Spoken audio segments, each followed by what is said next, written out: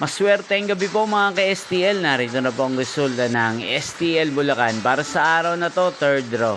July 9, 2025, araw ng Miyerkules. Naway ang mga natayaan nyo po mga numero kanina ay manalo nawa ngayong gabing ito, 8 PM. Kaya kunin nyo na po ang inyong mga ticket. Narito na po ang resulta. Ang mga numerong nanalo sa STL Bulacan ngayong gabing ito, July 9, 2025. 8 PM, third draw, result 4 at 23. In exact order sa lahat po ng tumaya kanina sa STL Bulacan para sa third draw ng 4 at 23.